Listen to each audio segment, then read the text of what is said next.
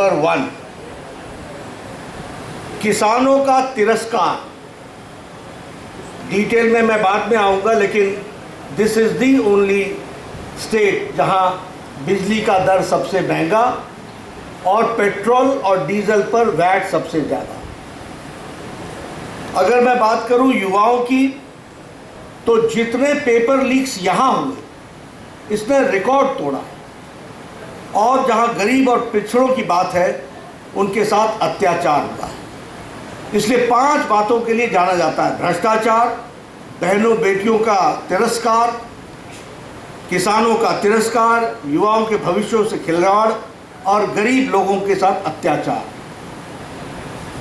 अगर मैं घोटालों की बात करूं, भ्रष्टाचार की बात करूं, तो इन्होंने वृद्धा पेंशन योजना में भी घोटाला करने से पीछे नहीं रहे और 450 करोड़ रुपए का उसमें भी घोटाला कर दिया। मैं एक ही वाक्य में आपको बताना चाहता हूं, मुख्यमंत्री अशोक गहलोत के परिवार का 11,000 करोड़ रुपीस का कॉन्ट्रैक्ट्स रिसीव हुआ है फैमिली से।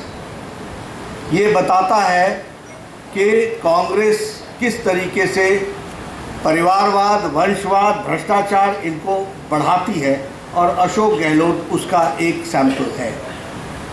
जल जीवन स्कैम, जल जीवन जेब भरो स्कैम बन गया और लगभग 20,000 करोड़ रुपए का उसमें घोटाला हुआ। अगर मैं बहन बेटियों की बात करूं, तो 10,92,000, nearly 11 lakh cases have been registered against women in last 5 years, 5 सालों में। NCRB के रिकॉर्ड में राजस्थान रेप में नंबर 1 पर है और national crime bureau, record bureau इस बात को पुष्टि करता है। उसी तरीके से लास्ट फ्यू मंथ्स में, यानी 2-3 महीने में 118 माइनर रेप केसेस हुए।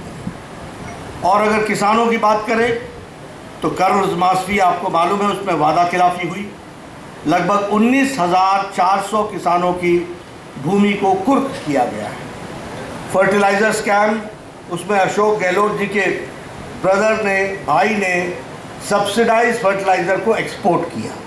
ये नए तरीके, नए आयाम के भ्रष्टाचार हमको देखने को मिल रहे हैं। उसी तरीके से पेपर लीक्स में REET रीट का पेपर लीक ये जग जाहिर है, और लगभग हर साल 3 paper leak average, on an average 3 paper leak Rajasthan ने पिछले 5 वर्षों में विटनेस किया है।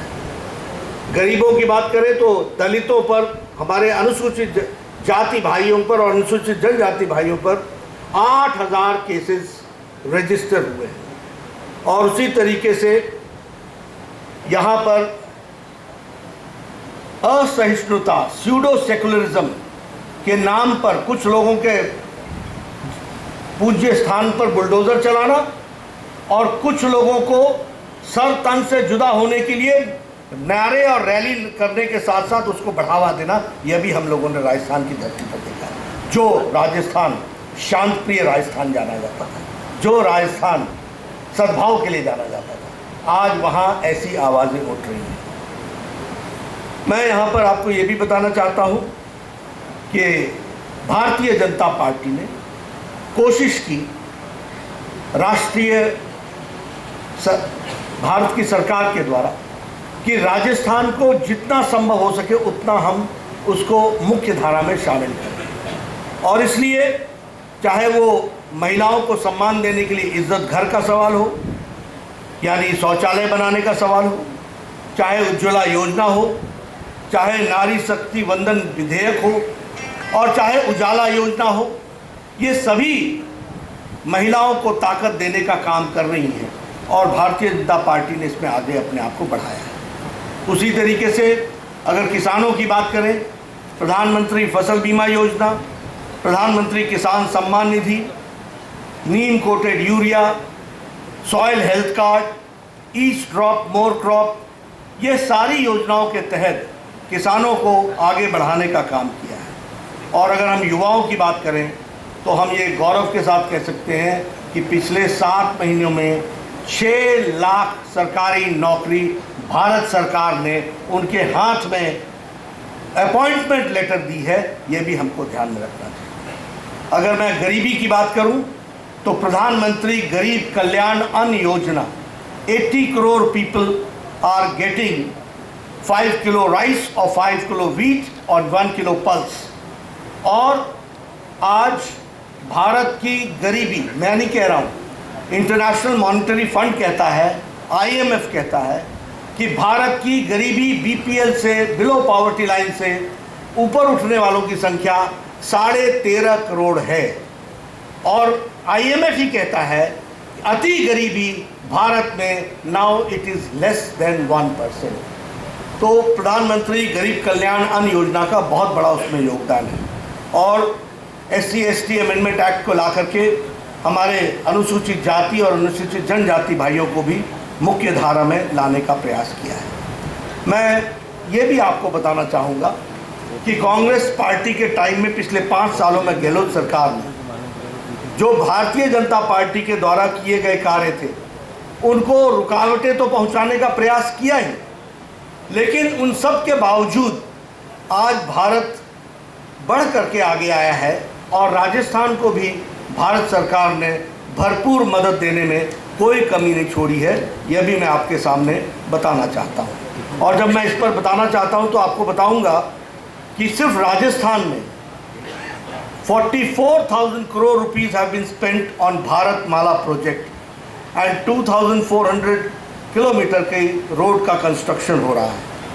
लास्ट 5 इयर्स में प्रधानमंत्री ग्रामीण सड़क योजना में रूरल रोड्स में 11,000 किलोमीटर रूरल रोड बनाई गई है। उसी तरीके से प्रधानमंत्री जी ने उद्घाटन किया दिल्ली दौसा लालसोट सेक्शन का, जो दिल्ली मुंबई एक्सप्रेसवे का पार्ट है, और उसमें 12,000 करोड़ रुपए खर्च हुए। यानी इंफ्रास्ट्रक्चर के लिए जो भारत सरकार कर सकती है उसको करने में कोई कमी नहीं छोड़ी है। उसी तरीके से रेलवे में 14 टाइम्स बजट राजस्थान का बढ़ गया है और उसी तरीके से 75% of the railway routes in Rajasthan is now electrified. तो जो भारत सरकार की तरफ से हो सकता था वो पूरा करने का प्रयास हुआ है। वंदे भारत एक्सप्रेस दिल्ली अजमेर, उदयपुर जयपुर, जोधपुर साबरमती, ये सारे वंदे भारत एक्सप्रेस जयपुर और राजस्थान को सपोर्ट करते हैं। उसी तरीके से कोटा में 6,000 करोड़ रुपीस का ग्रीन फील्ड एयरपोर्ट बनने की तैयारी है और उसका सैंक्शन हो गया है। बीकानेर, जैसलमेर और किशनगढ़ एयरपोर्ट्स को ऑपरेशनल कर दिया गया है और जयपुर, अजमेर, कोटा और उदयपुर ये स्मार्ट सिटी के रूप में डेवलप किए जा रहे हैं। उसी तरीके से 9,000 करोड़ है वो पंचायती राज इंस्टीट्यूशंस को आगे बढ़ाने के लिए किया गया है। एक बात मैं और बोलना चाहूँगा, क्योंकि बतौर प्रधानमंत्री जी के आशीर्वाद से जब मैं स्वास्थ्य मंत्री रहा और उसके बाद मेरे स्वास्थ्य मंत्रियों ने राजस्थान को पिछले 9 सालों में 23 मेडिकल कॉलेजेस दिए हैं, जिसमें से 11 मेडिकल कॉलेजेस आज ऑपरेशनल वो कमीशन्ड हो गए हैं। ये भी हमको ध्यान में रखना चाहिए। इसी तरीके से हर एक दृष्टि से इंफ्रास्ट्रक्चर में जो भारत सरकार कर सकती थी वह करने का प्रयास हुआ है। लेकिन हम डबल इंजन की सरकार चाहते हैं और आपके माध्यम से पत्रकार बंधुओं मैं निवेदन करना चाहता हूँ कि ऊपर भारत सरकार मोदी जी के नेतृत्व में चल रही है, लेकिन यहाँ पर जो तुष्टीकरण वाली सरकार है, जो पेपर लीक वाली सरकार है, जो भ्रष्टाचारी सरकार है, जो घोटाले वाली सरकार है, जो महिलाओं का अत्याचार करने वाली सरकार है, उसको हटाना आवश्यक है।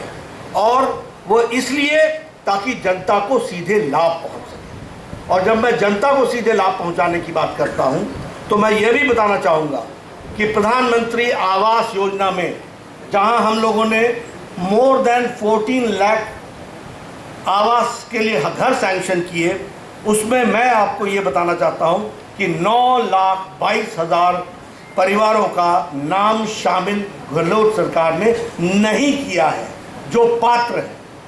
तो इसलिए, और उसी तरीके से जल जीवन मिशन में, जिसमें हमारे मंत्री गजेंद्र जी यहाँ बैठे हैं, ये आपको बखूबी बताएंगे कि 20,000 करोड़ रुपए का घोटाला कैसे किया।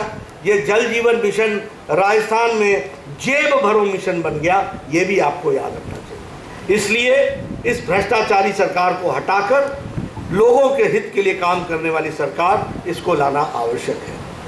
जो हमारा मैनिफेस्टो है उसमें कुछ मूल बातें आपको देखने को मिलेगी और विस्तृत में आपको ये सारी बातें मिलेंगी, लेकिन हमारा मैनिफेस्टो 3 बातों पर केंद्रित है। सबसे पहले कि डेवलपमेंट और विकास का जो मूल प्रिंसिपल है वो है सबका साथ, सबका विकास, सबका विश्वास, सबका प्रयास।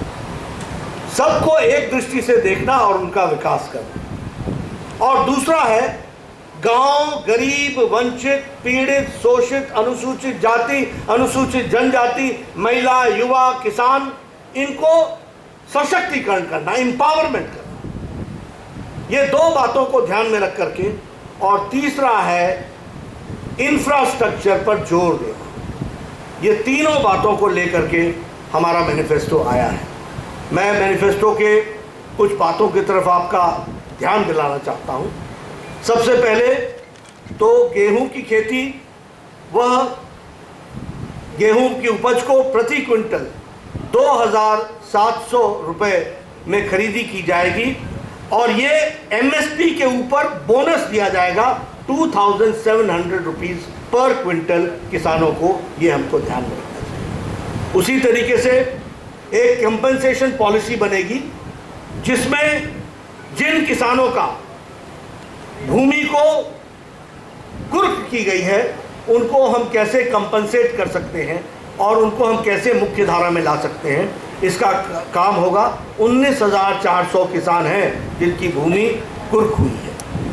महिलाओं के लिए जो मूल बात है वो सुरक्षा की दृष्टि से हर एक जिला में महिला थाना खोला जाएगा। उसी तरीके से हर थाने में महिला डेस्क खोला जाएगा और हर सिटी में एंटी रोमियो स्क्वाड बनाया जाएगा। और उसी तरीके से महिलाओं के सशक्तिकरण के लिए, उनको मुख्य धारा में लाने के लिए लाडो प्रोत्साहन योजना को प्रारंभ करेंगे, जिसमें हमारी सरकार 2 लाख सेविंग्स बॉन्ड हर गर्ल चाइल्ड जो पैदा होगी उसके लिए 2 लाख रुपए का सेविंग्स बॉन्ड दिया जाएगा और उसको सुरक्षित करते हुए उसका जीवन आगे बढ़े, इस बात का प्रयास होगा। इसको हमने और भी डिटेल में वर्कआउट किया है।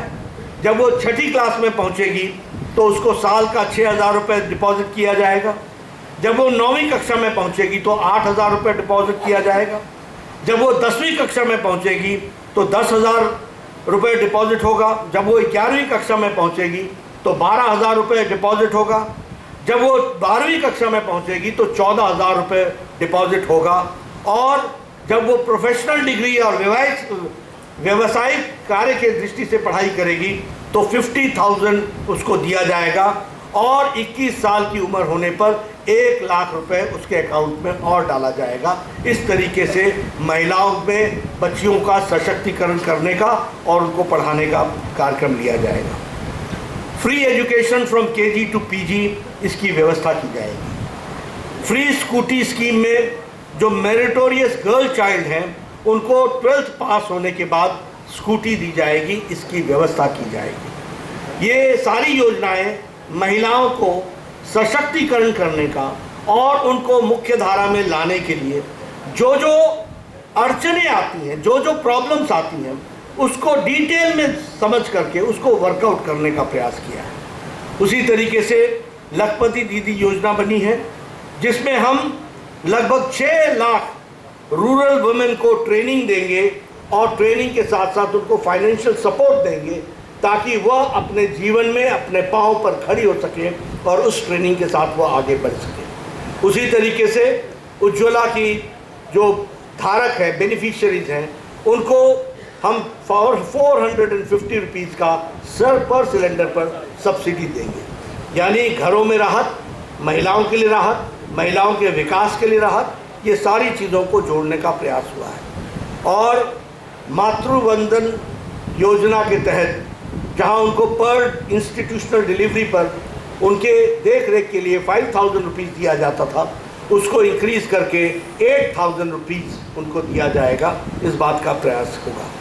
उसी तरीके से एजुकेशन के लिए जो हमारे गर्ल्स स्टूडेंट्स हैं, जो स्कूल गोइंग स्टूडेंट्स हैं और वो इकोनॉमिकली वीकर सेक्शन से हैं, not only girls boys also, उनको 1,200 रुपये DBT डायरेक्ट बेनिफिट ट्रांसफर के तहत उनको दिया जाएगा, ताकि वह बच्चे अपनी पुस्तिका खरीद सकें, यूनिफॉर्म खरीद सकें, उनको सपोर्ट हो सके, वो स्कूल में जा कर के पढ़ सकें। एक बहुत महत्वपूर्ण घोषणा हम करते हैं कि हमारी सरकार आती है तो हम स्पेशल इन्वेस्टिगेशन टीम SIT बैठाएंगे, और जो लोग पेपर लीक में और स्कैम्स में, फर्टिलाइजर स्कैम से लेकर मिड डे मील के स्कैम में, माइनिंग में, PM आवास योजना में, जल जीवन मिशन में जिन लोगों ने घोटाला किया है, उनके खिलाफ सख्त कार्रवाई की जाएगी और ये सुनिश्चित किया जाएगा दोषियों को दंडित किया जाए। यह हमारी सरकार सुनिश्चित करेगी। टूरिज्म की दृष्टि से हम एक कॉर्पस फंड 2,000 करोड़ रुपए का बनाएंगे, और उसमें हम टूरिज्म को कैसे बढ़ावा दिया जा सकता है, राइट फ्रॉम टूरिस्ट फैसिलिटी से लेकर के, टूरिज्म से जुड़े हुए लोगों की स्किल ट्रेनिंग से लेकर के, टूरिज्म के स्कोप को बढ़ाते हुए डायरेक्ट और इनडायरेक्ट हमारी एम्प्लॉयमेंट 5 लाख यूथ को मिल सके थ्रू टूरिज्म, इस बात को भी हम प्रयास करेंगे। और इसी के साथ साथ एम्स की तर्ज पर, all India institute of medical sciences के तर्ज पर और इंडियन इंस्टीट्यूट ऑफ टेक्नोलॉजी के तर्ज पर हर डिवीज़न में एक Rajasthan institute of technology and Rajasthan institute of medical sciences, ये हर डिवीज़न में खोला जाएगा। और इसके साथ साथ हम 2.5 लाख गवर्नमेंट जॉब्स यूथ के लिए इस स्टेट में 5 साल में मुहैया कराएंगे, गवर्नमेंट जॉब्स करेंगे। ये बात भी हम आपको बताना चाहते हैं। जहाँ तक गरीब कल्याण का सवाल है, अगले 5 साल तक प्रधानमंत्री गरीब कल्याण अन्न योजना जारी रहेगी, और इसी के साथ साथ भामाशाह हेल्थ इंफ्रास्ट्रक्चर मिशन के तहत 40,000 करोड़ रुपीस हम अगले 5 साल में इंफ्रास्ट्रक्चर पर खर्च करने वाले हैं।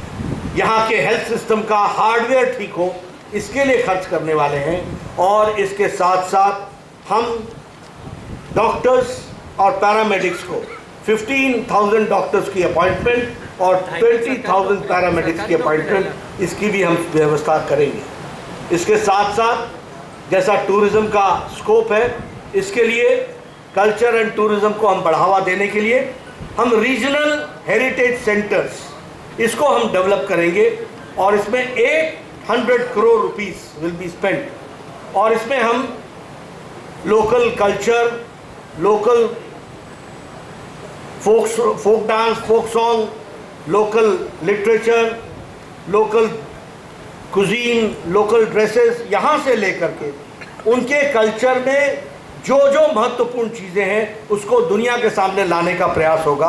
और इसके लिए 800 करोड़ रुपीस खर्च होगा, और ये शेखावाटी में, धुंधार में, ब्रज में, हरोटी में, मेवाड़, मारवाड़, अजमेर, बीकानेर, इन सब जगह यहाँ के कल्चर को प्रमोट करने के लिए ये प्रयास होगा। इसी के साथ साथ हम मानगढ़ धाम को, इसको हम डेवलप करेंगे, और मानगढ़ धाम को डेवलप करने के साथ साथ एक डेस्टिनेशन के रूप में, जो यह एक सिंबल बनेगा कि हमारे आदिवासी भाइयों ने इस देश के लिए अपनी कुर्बानी कैसे दी है, इसको भी हम वहाँ बहुत अच्छे से बखूबी डिपिक्ट करेंगे। और हमारा गौरव में जो अनुसूचित जाति के द्वारा ट्राइबल कल्चर है, और वो ट्राइबल कल्चर ने मेन स्ट्रीम में भारत की भूमि के लिए, रक्षा के लिए क्या क्या किया, और उनका सांस्कृतिक योगदान क्या है, इसको भी हम सामने रखने वाले हैं।